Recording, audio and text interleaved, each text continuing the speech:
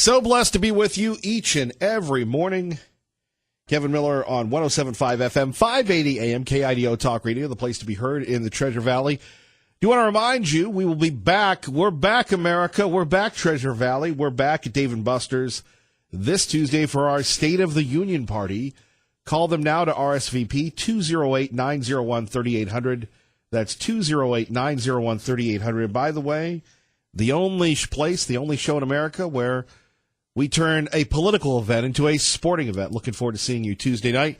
Joining us now from FAIR, the Federation for American Immigration Reform, Dan Stein. You know, Dan, every time I think of immigration or the war or the border and everything else, I think of you guys. How goes it, my friend? How you doing, Kevin? Well, you know, the president's standing firm on his threat to shut down the government for the first time. Really, he's showing the Democrats that he's willing to do it and do it in a serious way. And the Democrats right now appear to be kind of scrambling and starting to feel the heat. They're looking for some negotiating room, I guess. There's an effort to bring together dueling anti-shutdown measures that would address a few immigration issues, both Republicans and Democrats in the Senate today. The president has tried to put a few sweeteners in, things that we don't particularly like. But he'd like to get his wall funding and hopefully make some changes to asylum law that would make it easier to stop people from coming illegally and making these fraudulent asylum claims. But, you know, we're skeptical, first of all, that the Democrats will support anything that works toward the public interest in the long run. And we're also skeptical that, you know, the Democrats want Trump to sign anything where he can get credit, even if it were a mass amnesty, which we oppose. So there are no adults in the room in Washington anymore. People send their members of Congress to D.C. to work together and get things done. And apparently, now that the Democrats control the House, they're going to take this view. They're going to do whatever they want. And the Republicans are going to do what they want. And nothing is going to happen. Dan Stein joining us, Federation for American Immigration Reform, FAIR. They hold the folks' feet to the fire. Before we get to more of this, let's start with what you don't like. The president saying, hey, we'll do DACA, or some people calling it DACA. Your thoughts on the president trying to tie this together and keeping these kids here, as the media would say, through no fault of their own, 3 years, they can stay, and plus some other sweeteners. Again, when I heard that on the radio on Saturday here, I thought of you, your reaction.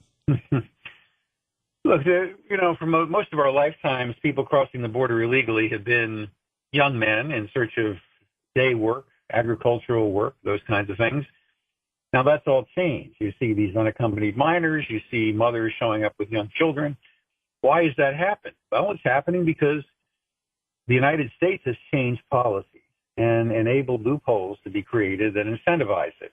In addition to the fact that now going on about 12 years, we've been talking about this so-called DACA group, the DREAM Act group, which incentivizes illegal immigration. Now, for Donald Trump to make good on the promises that he made to the American people in his campaign, he needs to get a lot of stuff done. Now, he's done a lot administratively and through the executive action, but there were certain things that he promised, like nationally verify and interior enforcement. These things have not been achieved at this point.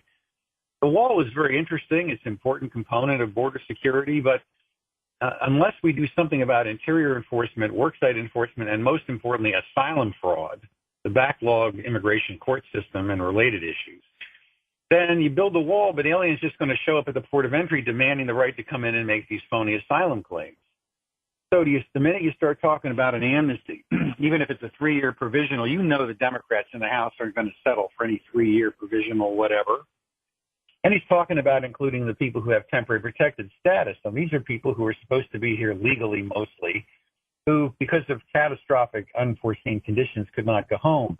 And now they've been here for a while, and some employers have hired them. And so suddenly it becomes this, well, you can't make them go home. Well, nobody told them that this was a permanent program, that this was a permanent path to citizenship. Temporary means temporary. If the conditions that gave rise to that extraordinary form of humanitarian relief no longer exist, why can't we say, look, you got 6 months to get your affairs in order, it's time to go back home? But no, they want to include that. And naturally, in the old MTV slogan, too much is never enough, once the Democrats see, oh, you're starting to give benefits to these groups that broke the law, what about these other groups? And what about 11 million? And what about 22 million? Who knows how many there are in the country? So they're not going to stop. And why does Trump have to give these things away? In exchange for what? Getting some wall funding and a few minor changes to asylum law? No, I mean, he should have, first of all, this stuff should have happened in the last Congress. I mean, when are the Republicans going to have another opportunity like that? To turn around and say, well, now that the Democrats control the House, Trump has to start giving away the store just to get a few Democrat votes for the wall? I don't think so. Dan Stein joining us here. Kevin Miller in the morning, KIDO Talk Radio, 107.5 FM, 580 AM. Let's get back to this issue, Dan, where we're talking about the wall, the border. How comfortable are you in the president standing his ground? The president seems pretty determined to take a strong position. He showed that he wasn't going to just let Jared Kushner decide what the terms of any compromise were when he decided to listen to Stephen Miller and eliminate some of the provisions that would have been problematic. I mean, let's be honest, Kevin. Trump does not want to run for re-election in 2020 with a massive amnesty program going on that essentially suspends all immigration law enforcement.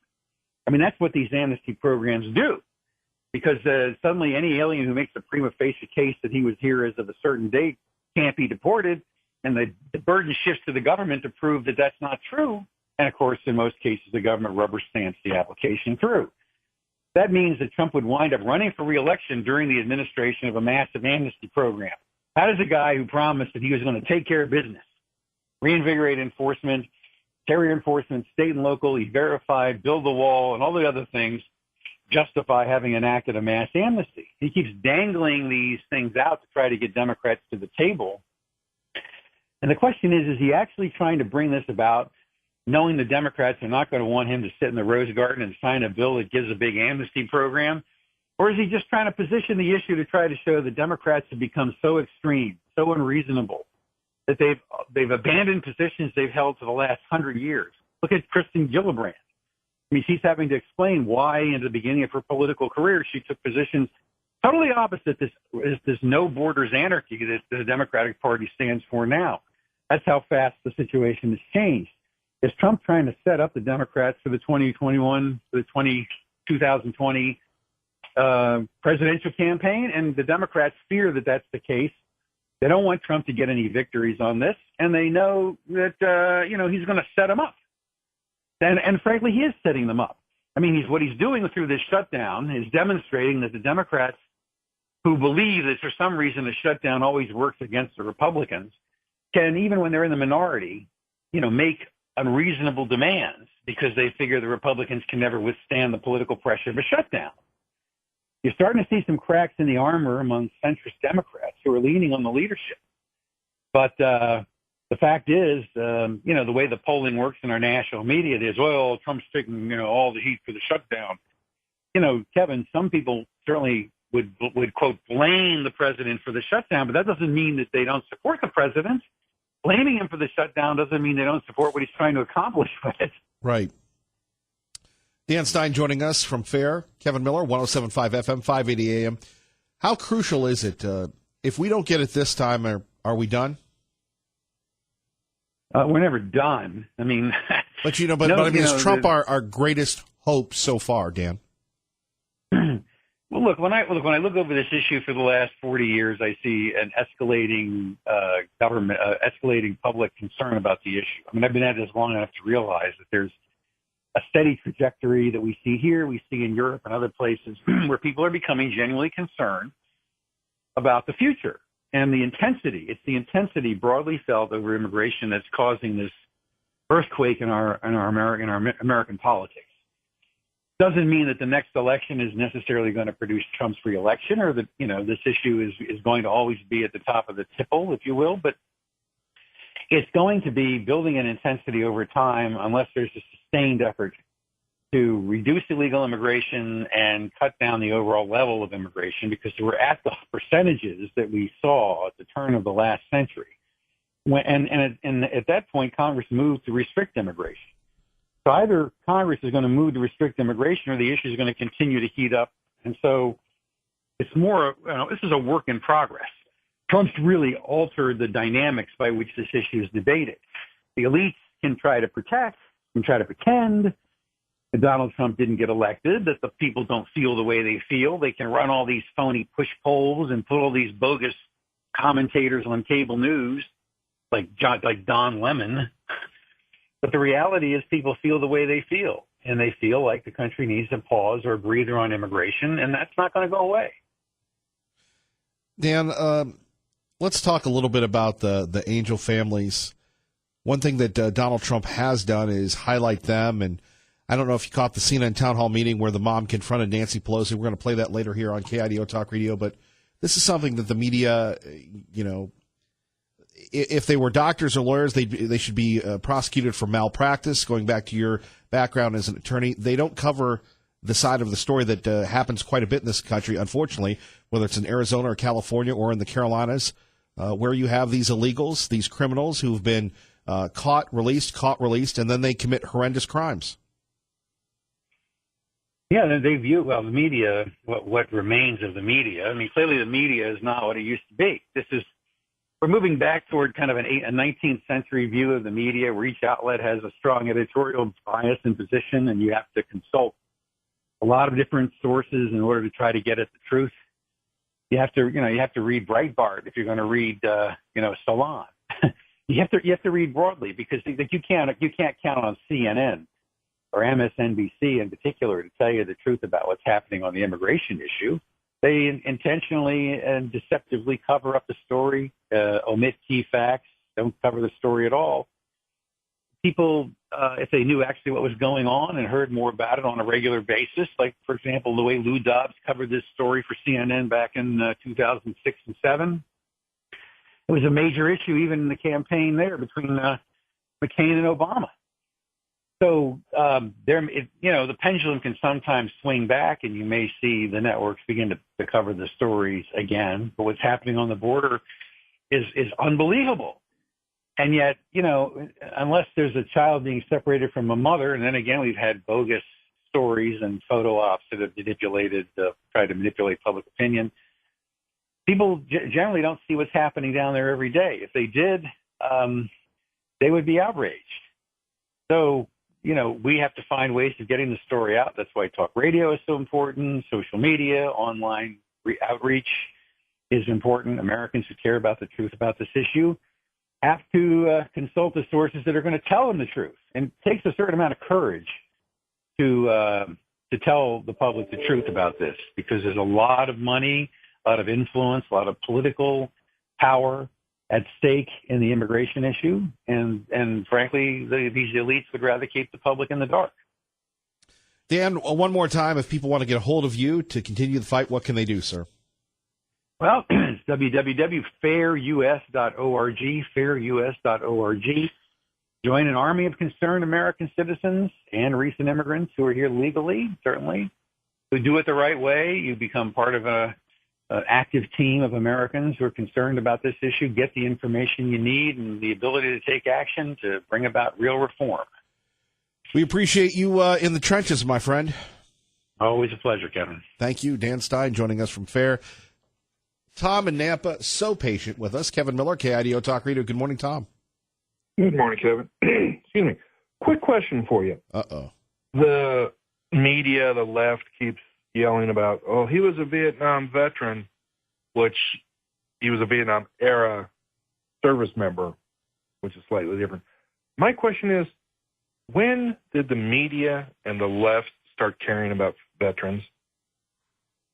These are the same people that spat on my brothers when they came home, called them baby killers. When did that change? Second question. Do you know if the Democrats have got a matrix of, okay, illegals have killed so many Americans, but we've gained so many votes. Is there like a magic number we can expect, when they'll say, okay, that's enough. We've got enough votes. We can, stop the illegals now?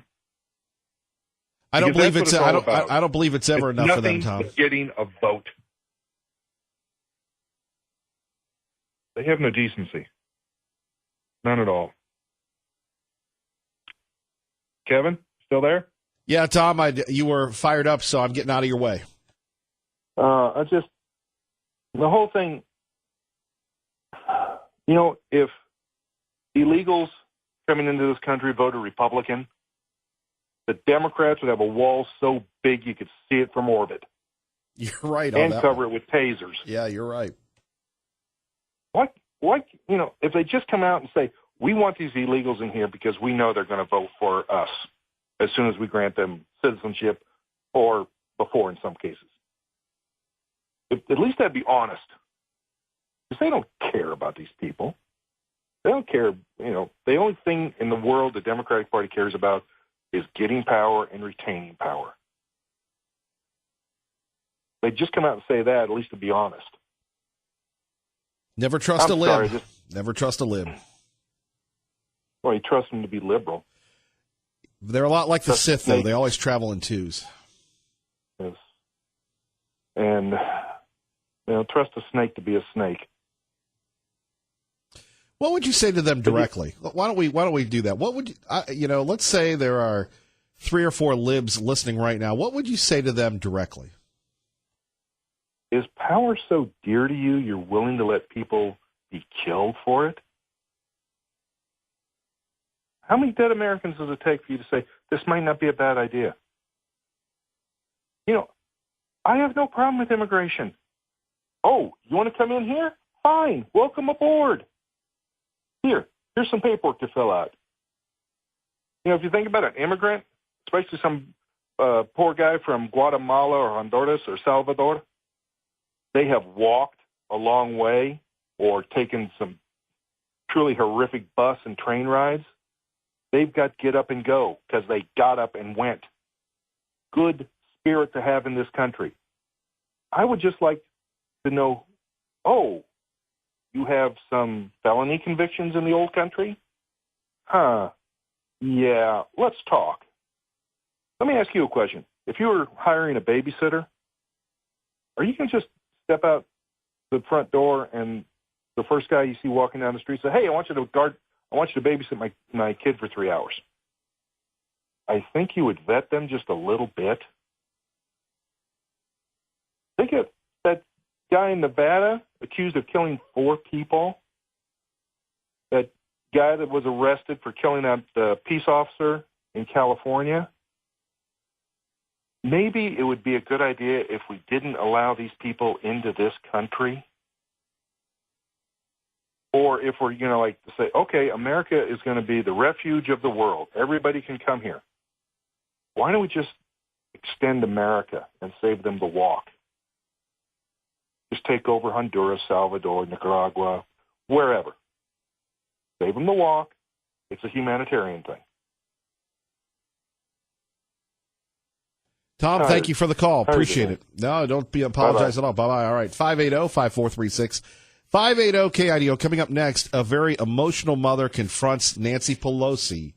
You won't believe the response the Speaker of the House has for this conservative mother. Kevin Miller on 107.5 FM, 580 AM, KIDO Talk Radio. Kevin Miller in the morning here. Coming up, Nancy Pelosi is asked by a mother who lost a child to the illegals, which one of your children is expendable for an illegal life? And when we talk to folks like our friend Maria with the Angel Moms, with Dan Stein from FAIR, with Bill Geen, William Geen of AliPac, these folks have been at the center of the storm. And it is a storm that continues to rise when we have kids that are doing nothing wrong, wearing a hat supporting the legally elected President of the United States of America. If we have those folks being vilified by adults, acting recklessly, here's what I want you to think about coming up.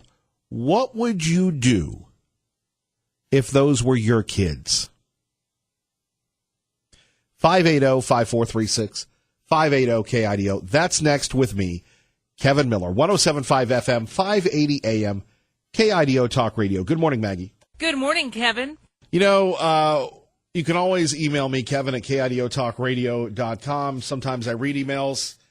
Sometimes it takes me a while to get to them. Also on Twitter at Kevin Miller Show, at Facebook Kevin Miller Show. Mark in Boise, thank you for the email. It'll take me a while to get through it, but I do appreciate it under the title Liberal Derangement Syndrome.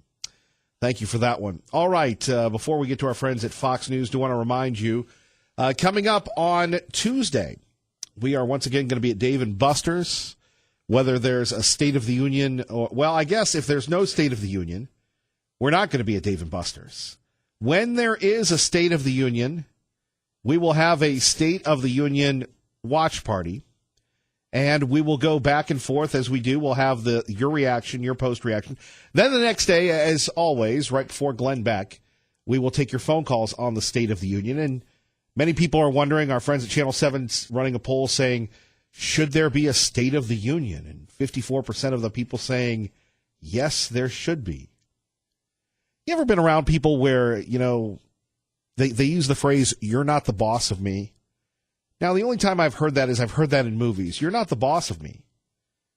Maybe somebody says that to you, or maybe you get a Chuckly Pete and you say that to somebody. You're not the boss of me. That's really what we're faced with when we're looking at the Speaker of the House versus the President of the United States of America. Who's the boss, Tony Danza? Who's the boss? The president has the right, the ability to give a State of the Union speech. Nancy Pelosi says, government shutdown, it's not going to happen. By the way, that number for Dave & Buster's, 208-901-3800. That's 208-901-3800. What we're asking you to do is call call Dave & Buster's and say, hey, I'm showing up. That'll give us what type of room we're going to have, whether we're going to get the big room or the entire floor that we've had before. Here's Kevin McCarthy, minority leader in the House, on his thoughts on the State of the Union. Take politics out of this. Put the American public first. You were Speaker of the entire House. You're no longer the chair of the Democratic Party. It is time to govern. It's time to put the election over. It's time to put Americans first. Have the president come just as the Republican speakers and the Democratic speakers in the past have done. There we have it. Otherwise, it's back to the Tony Danza, who's the boss, or you're not the boss of me. Joining us now from Capitol Hill, heck, she practically runs the place. Rachel Sutherland joining us on Fox News, from Fox News Radio on KIDO Talk Radio. Good morning. I haven't thought of Tony Danza in the longest time. I know. You go back and you watch some of those old shows and judge them by today's standards and morals and mores. Quite fascinating to go back. It's like being a broadcast anthropologist. Yeah, well, I just Googled him. He is still alive. 67. Yeah, probably. I don't know what he's doing. He was a former professional boxer, but we knew that. Yeah, Taxi and Who's the Boss. I used to like that show, Who's the Boss. Probably getting ready to go on Celebrity Big Brother next year with the Mooch. Something like that. I mean, yeah. I mean, you got to have something to do when the limelight is off you. I suppose, but the limelight is on you and this new decision by the Supreme Court. What's the reaction concerning limiting the transgenders in the military, Rachel? Well, obviously a lot of folks are not happy, and the bottom line about this with the policy is that it's going to be challenged again. So essentially what the justices did was say, the injunctions across the country are lifted. The Pentagon can go forward with this, but we're not taking up the case right now. The Trump administration had asked them basically to fast track these lawsuits. In this case, it's going to go back to the lower court. So as soon as someone can get into a courtroom and get a judge to issue an injunction, that's what's going to happen. So it's kind of playing ping pong here with this, and eventually the justices will need to take this up, but it could take months or a year to get there. Has it made the situation better or just kind of opened up an old scab, according to your sources? Well, I think that it's made it more complicated. The ban itself is complicated. The Pentagon issued a statement saying that it's not a total ban on transgender individuals. What it is they want to know about an individual's ability to deploy. Secretary Mattis at the time, obviously he's not secretary now, but had said this all comes down to the ability to do the job. If someone's stable, not suffering from gender dysphoria, not transitioning or what have you, then they can serve. That's my understanding of the ban. The White House has said that they don't want the Defense Department paying for all these sex reassignment surgeries and the treatment that comes afterwards, which can be expensive. So, but some might argue there's so few transgender individuals needing those services that it is a drop in the bucket compared to the entire budget. But that's been the White House's argument. But it's confusing for folks because now, with the injunctions lifted, as soon as the Pentagon starts implementing, it'll be time to roll it back again. Right. Now, it doesn't affect the transgenders that are in the military, but future transgenders that are trying to get into the military? As long as they can serve. So if there's somebody who is non-deployable because of their condition, then they would need to check with, obviously, I don't know what their impact will be at this point. I don't know if they'll be discharged. If someone is discharged under those conditions, you can be sure you'll be hearing about it. I mean, I can't imagine someone going quietly under those conditions. So it is a confusing time for anyone who happens to be transgender and serving in the military, and obviously the LGBTQ community upset about this as well. So, yeah, we'll just have to see how it winds through the court. Is anybody happy about it? I suppose that the White House is, because and oftentimes when it comes to these court cases, everyone walks away slightly unhappy because the White House wanted the Supreme Court to take up the case. They didn't, so that's a bummer for them. But on the other hand, the justices sided with the administration in lifting the injunctions. So it's always kind of this compromise where everyone's just sort of like, meh. So on both sides. So again, I mean, it just goes back probably to the Ninth Circuit. There was a class action, I believe, in Maryland somewhere, and we'll see where the first cases start popping up. All right, Rachel, we can't let you get away without the latest on he said this, he said that. Is there going to be a State of the Union? Oh, well, what we're hearing, in fact, Sarah Sanders, press secretary, was on Fox and Friends this morning saying it doesn't really, I mean, they'd like it to happen in the Capitol, but there's no reason that it has to be in the House chamber. That's just always been the way it's been done for a long, long time. But it could be done anywhere. It could be done in the Oval Office. There has been some kind of a buzz about it being on the southern border. And apparently our sources say that the president is working on two different speeches, one assuming that he can be in the Capitol and one assuming that he is elsewhere. To be continued. Rachel, thank you. Thanks. Rachel Sutherland joining us. Okay, we've been talking about this. I had a chance to view this yesterday, and when you hear it, it was at a CNN town hall where Nancy Pelosi was asked by a sobbing mother who lost her son to an illegal immigrant, an illegal alien, who she said was brutally tortured before death. Which one of her grandchildren would she give up to make room for the illegal? Let's take a listen. Please excuse my voice tonight. There are over 300 cities in this country that are sanctuary cities, like San Francisco. And you're not only choosing to disavow the law, but you're adding sanctuary to people who can come there and disavow the law. In 2010, one of the illegals slaughtered my son. I'm so sorry. He tortured him, he beat him, he tied him up like an animal, and he set him on fire. And I am not a one-story mother. This happens every day because there are no laws enforced at the border. We have to start giving American families first. This is not bad to not put Americans first. You know, we have families that fought and died for this country. How do you reconcile in your head about allowing people to disavow the law? And the second part of my question is this. If you need to go home tonight and line up your babies, as you say, and your grandbabies, which one of them could you look in their eyes today and tell them that they're expendable for another foreign person to have a nicer life? Which one would you like to say, you, my child, are expendable for someone else to come over here and not follow the law and have a nicer life? Well, I commend you for sharing your story. I can't even imagine the pain. No, I can't even imagine. There's nothing, I'm sure, that can compare to the grief that you have. And so I pray for you. I pray for you. And again, we all pray that none of us has to experience what you've experienced. So thank you for channeling your energy to help prevent something like that from happening. But I do want to say to you that in our sanctuary cities, our people are not disobeying the law. These are law-abiding citizens. It enables them to be there without being reported to ICE in case of another crime that they might bear witness to. Will my son's killer get sanctuary in your city once he's let out of jail? I'm sorry, dear? Will my son's killer get sanctuary from No, the of law course not. in your city when he gets out of jail? Was your son in a sanctuary city when this happened? Houston is. I was just outside But Houston. is that...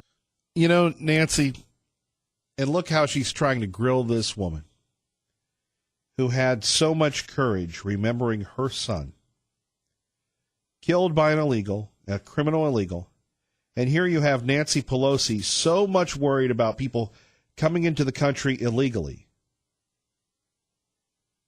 putting them up in big cities at taxpayer expense so the federal government can't enforce federal law that is designed to protect Americans. And we don't have, with all due respect to the people that are out of work right now, or that are working for free.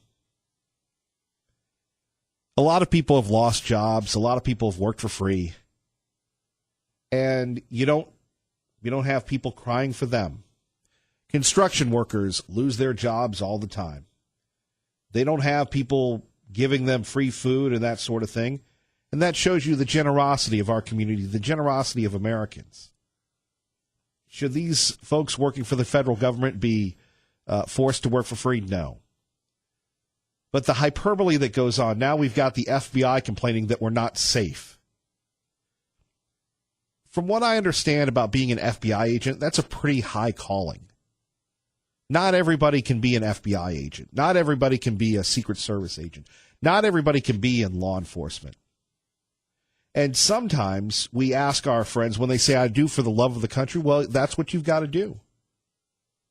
And I find it tough to believe that there are actual FBI agents, because they're very well compensated, that are living paycheck to paycheck. And what's happening here in this country is you have a lot of people that are working 2 or 3 jobs supporting the federal government, that are supporting the president, that don't care. Because they've seen their quality of life, their standard of living go down, and they see people that have chosen to work for the government with great benefits, incredible benefits, not shared by the private sector, and they say tough. That's why we don't have this overwhelming tsunami to bring back the government. But here you have, and shame on the media for not publicizing these things.